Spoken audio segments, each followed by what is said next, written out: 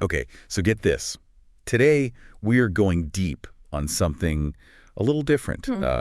Something pretty personal. Okay, I'm intrigued. Let's hear it. It's all about how we think about our own health, you know, like those little anxieties we all get sometimes. Ah, I see where you're going with this. You're talking about hypochondria, right? Exactly. Yeah. You sent over this fascinating mini personality test from the Spiritual Seek, and Oh, yeah, I remember that one. It's a good one. it really gets you thinking. And I thought, why not unpack it together right here on the deep dive? See what we can learn. It sounds like a plan. So for anyone listening who maybe hasn't seen this test before, it's all about figuring out like how much of a hypochondriac you might be. Those, do I have a headache or is it a brain tumor kind of thoughts. Right.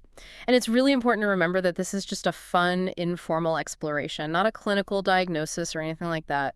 We're just going to have a little fun with it. Exactly. So if you did take the test, think back to your score as we go through each statement. It'll be interesting to see how things line up. Absolutely. It adds a whole other layer to the discussion. Totally. So statement number 1. I often find myself researching symptoms online after feeling unwell. Okay, raise your hand if you've ever gone down the WebMD rabbit hole. Guilty as charged. Don't we all do that these days, though? Right. It's like a reflex almost. Feel a little sniffle coming on, got to consult Dr. Google. But there's a really interesting psychological thing going on there, something called the availability heuristic. Basically, our brains tend to overestimate the likelihood of something happening based on how easily we can recall examples. So if you're reading all about these terrifying diseases online, it can make them feel way more common than they actually are. Exactly. It's like our brains are playing tricks on us, making us think that every cough is the beginning of the end. I know, right? Okay, next statement. I frequently worry that my minor aches and pains could indicate something serious. Oh, this one hits close to home. Is it just stress? Or is it, something way worse? I feel you. We all have those moments. Like, is that a normal headache or am I, about to have an aneurysm? But the key difference here, and this is what the test is getting at, is the intensity of that worry and how much it affects your life. If it's a fleeting thought, no big deal. But if it's constant, all-consuming, then it might be a sign of something more. So it's not just about the worry itself. It's about how much it's actually impacting your daily life and your decisions. Exactly. Okay, moving on. I tend to avoid situations where I might be exposed to illness, even if the risk is low. Ah, yes. The hand sanitizer addict. We all know one. Right. And that's a pretty classic sign of hypochondria, actually. Avoiding social gatherings, public transportation, even just shaking someone's hand. It might give you a sense of control in the moment, but in the long run, it can actually make the anxiety worse. It's like you're constantly reinforcing that fear, right? Exactly. Okay, what's next? I have visited multiple doctors for the same health concern, seeking reassurance. Ah, that's an interesting one.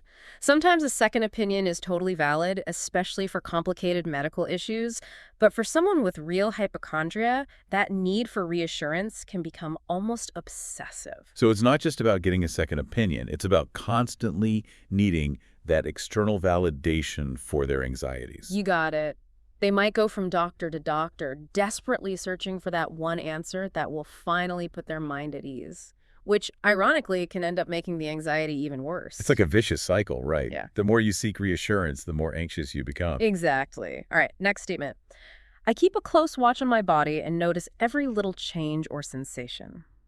Now, I know we should all be in tune with our bodies, but when does it become, too much? Right. It's like, when does awareness turn into, full-blown paranoia? Well, think about it this way. If every little twitch or twinge sends you into a spiral of worry, that's a sign that the anxiety might be taking over. For someone with hypochondria, their body becomes a source of fear.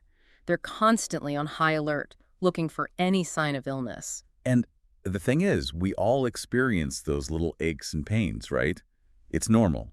Of course. It's about how you react to them. Do you acknowledge them and move on, or do you let them take over your thoughts? Okay, last statement. I often feel anxious when hearing about diseases or health issues affecting others. Oh man, with all the health news these days, it's easy to get sucked into that vortex of worry. I know, right? It's like every other headline is about some new terrifying disease. You read one article and suddenly you're convinced you have all the symptoms. It's called the power of suggestion, and it can be really strong, especially for someone who's already predisposed to health anxiety. Okay, so we've gone through all the statements. Now let's talk about the scores. If you scored 0 or 1 point, congrats. you're probably pretty chill when it comes to your health. You're in tune with your body, but you don't let every little thing send you into a panic.